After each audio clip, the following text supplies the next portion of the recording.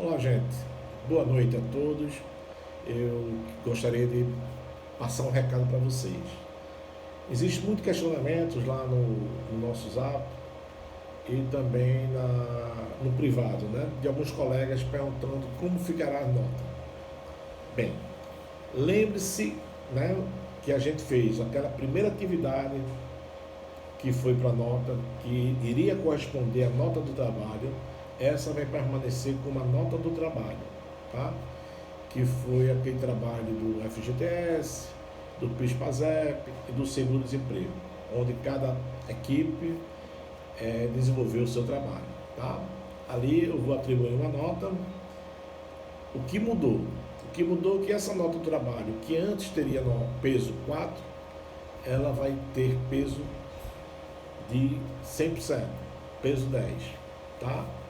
Então o trabalho vai valer de 0 a 10 e vai ter o peso de 100%. Com relação às demais atividades, a gente vem trabalhando a cada encontro, né, com um estudo de caso. Eu tenho disponibilizado lá na plataforma um estudo de caso. Então, eu já disponibilizei, né, 2 estudos de caso, tá? Que a gente trabalhou nas aulas passadas. Nosso encontro hoje eu não vou disponibilizar nenhum estudo de caso, apenas dar algumas orientações de estudo para vocês. Tá? Mas voltando à questão das notas, como é que vai funcionar as notas? Então, a nota do trabalho, mais as atividades feitas, tá? Com aquele prazo pré-estabelecido. Então, ao todo serão 3 atividades, a gente já fez 2 em equipe. Essa terceira que vai ser na próxima quarta-feira, ela vai ter que ser executada, vai ter que ser realizada durante o horário de aula. Tá? E essa atividade não será mais em equipe, será individual. Cada aluno vai postar e vai resolver, tá certo? A questão, o estudo de caso, e disponibilizar na sala de aula, lá na página da atividade correspondente, esse trabalho. Esse trabalho é como se fosse a nossa prova, tá? Como se tivesse aquele horário de aula para resolver a prova. Então vocês vão ter horário de aula para resolver o trabalho. Tem uma questão que é bem pessoal, tá? É um estudo de caso, onde eu vou pedir a opinião de vocês. Então, a fila, né, que é inevitável, principalmente agora, né? Eu estou à distância, não tenho como fiscalizar. Então, essa questão de opinião própria é que vai me possibilitar de eu fazer uma avaliação, tá, do desempenho de vocês, tá bom? Então, estude. O que é que vocês têm que estudar? Primeiro ponto, que é o ponto dos princípios do direito do trabalho e também das fontes do direito do trabalho. Tá? Deve cair uma questão relacionada a esse ponto. O segundo, o contrato. A diferença de relação de emprego e relação de trabalho. Né? A questão que a relação de emprego está presente o vínculo empregatício, a relação de trabalho não está presente o vínculo empregatício. Na relação de trabalho se contrata a pessoa, não. Na relação de trabalho se contrata o serviço. E na relação de emprego se contrata a pessoa para executar o serviço. Tá? A questão da jornada de trabalho, a questão da remuneração e salário, a diferença, o que é remuneração, o que é salário, né? Saber calcular as horas extras, saber calcular as férias, saber calcular o 13º, os adicionais de salubridade e periculosidade, qual a diferença, o que é adicional de salubridade, né? Adicional de salubridade é quando o trabalhador trabalha em condições sofrendo ações de agente nocivo à saúde, podendo ser do grau 10, 20 e 40, baixo, médio e alto. Tá? O adicional de salubridade se calcula sobre o salário mínimo. O adicional de periculosidade se calcula sobre o salário profissional, o salário base. Tá? E o adicional de periculosidade sempre será 30%. E quando é que é devido? Quando o trabalhador está em condições de risco de vida, mexendo com eletricidade, explosão, explosivos, tá? Então, são essas as condições que dá direito ao trabalhador receber o adicional de periculosidade, tá? Depois nós vamos também exigir uma questão de FGTS, tá? E seguro-desemprego. E duas ou três questões de estabilidade. Então, estude o assunto do trabalho, tá? Que certamente cairá FGTS, seguro-desemprego, assunto da estabilidade, principalmente a questão das normas protetivas ao direito de trabalho do menor e da mulher, em especial da mulher, tá? A questão da estabilidade da gestante, a questão da estabilidade e acidente de trabalho, tá? Deve cair uma questão relacionada a esses assuntos, ou a estabilidade da mulher, ou a estabilidade acidente de trabalho, ou licença mesmo, a licença médica, tá certo? Enfim, espero que vocês estudem. Tá difícil de acompanhar? Tá. Né? É um fato novo, né? Isso nunca aconteceu, né? Na nossa geração a gente nunca presenciou uma situação como essa, e que a tecnologia está possibilitando a gente não perder muito tempo. Tá? Se fosse na minha época de estudante, as faculdades estariam fechadas e os alunos sem nenhuma comunicação com os professores, sem nenhuma interação, sem nenhum tipo de aula. Tá? Dentro do possível, a gente está tentando fazer o melhor para levar o conhecimento até vocês. Tá bom? Então, o recado que eu tinha que dar com relação às nossas atividades eram isso. Qualquer dúvida pode perguntar no Zap, tá? Ou mesmo na plataforma nossa, na nossa sala de aula, na parte que se refere ao mural.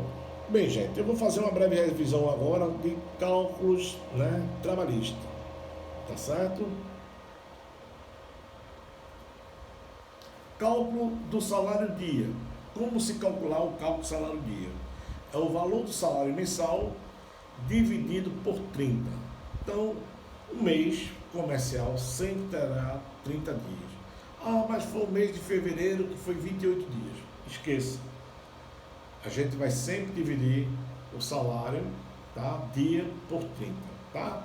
Pega o salário do mês, ou a remuneração, no caso salário, a gente está falando de salário, pega o salário, tá? 1.045, dividido por 30, nós vamos encontrar o valor de um dia de salário. Então, o caso que eu estou apresentando para vocês aqui, né, R$ 1.000. Sabemos que R$ 1.000 está abaixo do teu salário mínimo, mas só para vocês terem uma ideia, tá? R$ 1.000 dividido por 30, então o salário dia corresponde a 33,33. Quero saber o salário hora, né? É o valor do salário mensal dividido por 220. Isso se a jornada for de 8 horas diárias, de segunda a sexta, no sábado de 4 horas, tá? Que corresponde a 44 horas semanais. Se a gente pegar essas 44 horas semanais, multiplicar por 5, que é a quantidade de meses, né? Perdão, que é a quantidade de semanas que tem um mês comercial, nós vamos chegar a 220 horas. 180 horas é aquela jornada que trabalha 6 horas de segunda a sábado. Então, 6 vezes 6 vezes 3 vezes 5 dá 180. Exemplo, se eu tenho R$ 1.000, que é o valor do salário, né, dividido por 220, nós encontramos o valor de uma hora normal, sem nenhum acréscimo de hora extra, tá? Para quem ganha, para quem trabalha naquela jornada de 220 horas. Quem trabalha na jornada de 280 vai dividir por R$ 1.000, vai dividir por 180. Professor, e a jornada de 36, 12 por 36, aqueles funcionários que trabalham 12 horas e folga 36. O fator considerado é 220, tá certo? Jornada de trabalho e hora extra. Então, 220 corresponde ao total de horas mensais trabalhadas para aqueles funcionários que trabalham 8 horas por dia ou 44 horas por semana. Possa ser que o percentual do adicional de horas extra seja maior que 50%. Aí vai depender de quê, professor? Vai depender de convenção, acordo e dissídio. Vocês estão lembrados que é convenção, que é acordo e que é dissídio, né? A convenção é quando as partes, sindicato patronal e sindicato dos empregados, né, eles discutem, convergem e chegam a um acordo. O acordo é quando já existe a convenção, já existe o dissídio, mas uma determinada empresa ou determinadas empresas não estão tendo condições de honrar o que está estabelecido ou no dissídio ou na convenção. Então se faz um ajuste, e isso nós chamamos de acordo. Agora, com a medida provisória que foi editada, então cada empresa vai chamar seus empregados para fazer um acordo, tá certo? O dissídio é quando as partes não convergem, não chegam no denominador comum. Então quem vai decidir é a justiça. Então nesse caso aí, a justiça decidindo, então é o dissídio coletivo, que é proveniente de uma sentença normativa, tá? Que não deixa de ser uma norma coletiva também. Ora, mês, a interpretação mais aceita pela jurisprudência para atendermos à formulação dessas 220 horas é admitirmos um mês comercial de 5 semanas, tá? E considerando a jornada de 8 horas diárias e 4 horas no sábado, assim na semana trabalha 44 horas, tá? Multiplicando com a quantidade de semana que tem um mês, que são 5, chegaremos a 220 horas por mês. Mas se a jornada for de 6 horas diárias, incluindo o sábado, então de segunda a sábado, chegaremos a 36 horas por semana, multiplicado por 5, chegaremos a 180 horas por mês. As 8 horas diárias, que de segunda a sexta, que acontece muito, tá? Então 41 horas semanais, vezes 5, 200 horas por mês. A jornada do bancário, que é 6 horas, segunda, não. A diária do bancário, 6 horas diárias, excluindo o sábado. Essa sim é a jornada do bancário, de segunda a sexta. Então 30 horas por semana, vezes 5, 150 horas por mês. Então, hora extra, as horas extraordinárias poderão ser calculadas de várias maneiras, porém, para facilitar outros cálculos, como, por exemplo, os reflexos em outras verbas, acredito que ser mais fácil, tá? É o cálculo, a forma que eu vou apresentar agora, tá? Que leva em conta o cálculo mensal dessas horas. Então, hora extra, como calcular? Primeiramente, descobre-se o valor normal, que é o valor da remuneração, quando a gente está vendo aqui remuneração, o que é remuneração? É o salário fixo mais os adicionais, dividido, via de regra, por 220. Por que via de regra? Porque a jornada mais comum do trabalhador é aquela considerada de 44 horas. Tá? Então, como exemplo, 1.000 dividido por 220, vamos encontrar o valor de uma hora normal. Encontrando o valor da hora normal, vamos saber quanto é o valor de uma hora extra. Tá? Geralmente, o adicional de hora extra corresponde a 50%. Eu falo da hora extra, tá?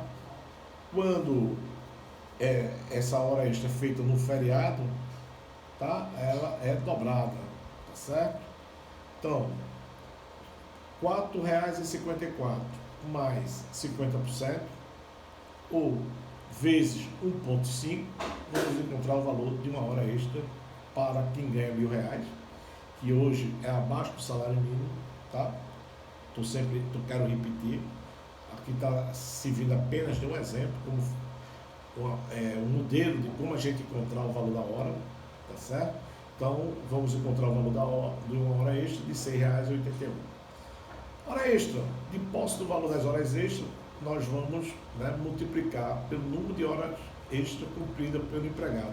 Exemplo, se o empregado trabalha 2 horas extras diárias, sendo que o seu trabalho é de segunda a sábado, então a gente multiplicando de segunda a sábado 6 dias, vezes 12, né, multiplica por 6, corresponde aos dias da semana. Então, ele realizou, no caso, hora extra, 6 dias, tá? Vezes 2 horas por dia, ele realizou uma semana, 12 horas semanais. Se eu quero saber quantas horas no mês ele fez, multiplica por 5, tá? Que é o quantitativo de semanas que tem um mês, nós vamos chegar a 60 horas de mensais. Se eu sei que uma hora extra corresponde a R$ 6,81, multiplico pela quantidade de horas que ele fez, a mais, e chegaremos ao valor de R$ 409,09. 13º. O 13º, ou a gratificação natalina, tá? É um valor do salário de dezembro ou um valor do salário do mês anterior ao pagamento. Quando a gente fala anterior ao pagamento, o valor do pagamento das verbas incisórias. A primeira parcela é entre janeiro a 30 de novembro do ano corrente. Tá? Primeira parcela de 50% do 13º e a segunda parcela até o dia 20 de dezembro, tá? Que é o data limite para se pagar a segunda parcela. Muita gente considera como data limite para se pagar o 13º. Não, data limite para se pagar o restante do 13º. 13º salário proporcional é o valor da remuneração do mês anterior, ou seja, o mês anterior à rescisão, tá? Ou do último salário recebido do mês da propositura da ação, dividido por 12. Então, a cada mês trabalhado corresponde a um 12avo, tá certo? Professor, se o funcionário entrou entrou em março na empresa, em dezembro ele vai receber o 13º, o valor correspondente à sua remuneração? Não. Ele vai receber de forma proporcional. De março, tá? Se ele entrou no dia 15 de março, a gente considera o mês? Sim. Mas se ele entrou no dia 19 de março, a gente despreza o mês de março e começa a contar a partir de abril. Então, abril, maio, junho, julho, agosto, setembro, outubro, novembro e dezembro. Então, 9 meses. Então, 9 dozeavos é o que ele vai receber a título de 13º no final do ano, se ele entrou no dia 19 de março de 2020 na empresa. Tá? Professor, e se ele entrou no dia 14 de março? Aí a gente começa a contar a partir de março, então aí corresponde a 10 dozeavos. Primeiro mês, no 13º, um dozeavos, se ele trabalhou o mês, né? Um dozeavos de 1.083,33. 5 meses de 13º, então 5 dozeavos. Como é que a gente faz esse cálculo? 5 divide 1.000 por 12, tá? E multiplica por 5.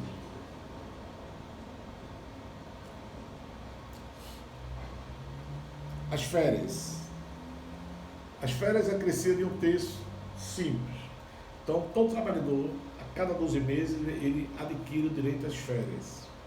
E a empresa tem até 11 meses e 29 dias para conceder essas férias, após que o trabalhador adquira o direito. Tá? Então, as férias acrescidas do texto legal simples são aquelas onde já se passou o período aquisitivo, que é de 1 ano, e se apresenta no período de concessão, que é de 11 meses e 29 dias após o período aquisitivo, sendo em dobro quando não gozada nem recebida durante o período de concessão. Tá? Então, passou esses 6 meses, esses 11 meses e 29 dias, automaticamente as férias passam a ser vencidas, a ficarem vencidas. Proporcionais são aquelas referentes aos meses do período aquisitivo, quando o funcionário é demitido sem justa causa, pedido de demissão ou rescisão indireta. Tá? Suponhamos que o trabalhador começou a trabalhar em janeiro desse ano e agora em março ele foi demitido. Então ele trabalhou do dia 2 de janeiro até o dia 31 de março. Então ele trabalhou janeiro, fevereiro, março. Então o que ele terá direito a título de 13º será 3 dozeavos, tá? De 13º. O mesmo que diz respeito também às férias. Tá? Se ele trabalhou de janeiro até março, a título de férias ele terá 3 dozeavos, com acréscimo ainda do adicional de um terço de férias. Férias acrescido um terço legal, tá?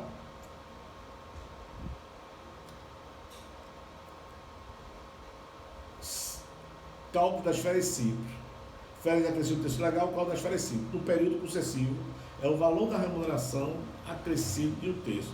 Então, se eu ganho 1.045, vai ser o valor 1.045, não tenho nenhum adicional a acrescentar, 1.045, mais o adicional de um terço. Se eu trabalhei, tá,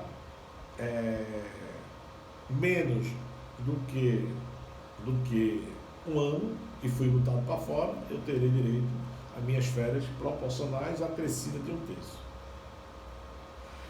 As férias acrescidas do terço, cálculo das férias em dobro. No período acima do concessivo, é o valor da remuneração acrescido de um terço pago em dobro. Ou seja, se o trabalhador não usou as férias durante o período de concessão, que é aquele período de 11 meses e 29 dias, as férias vão ser devidas em dobro. Então, R$1.000 mais um terço, tá? Dá 1.033, 33 vezes 2, tá? Férias acrescidas no terço legal, o cálculo das férias proporcionais é o valor do salário acrescido do terço legal dividido por 12. Exemplo, 5 meses de férias proporcionais mais um terço, 5 dozeavos de 1.000, que é o valor que eu estou considerando como exemplo, tá? Dividido por 12, multiplicado por 5, tá? Mais um terço. Então, 1.000 dividido por 12 dá 83,33 vezes 5, chegaremos ao valor mais um terço, que é 138,88. E aqui finalizamos, tá, nosso encontro com essa revisão de férias, 13º e horas extras, tá? Então, espero que vocês estejam com isso preparados, primeiramente, para fazer uma pergunta. Eu vou lançar um desafio, tá certo? O aluno que fizer uma pergunta referente aos nossos assuntos, tá? Não é fazer uma pergunta que não saiba. Eu quero que vocês elaborem uma pergunta. Cada aluno vai elaborar uma pergunta, tá? Então vocês vão elaborar uma pergunta, tá? E apresentar uma resposta. Pode ser um estudo de caso, pode ser uma pergunta fechada, tá? Então vou deixar vocês à vontade. Então, dos nossos 6 assuntos, tá?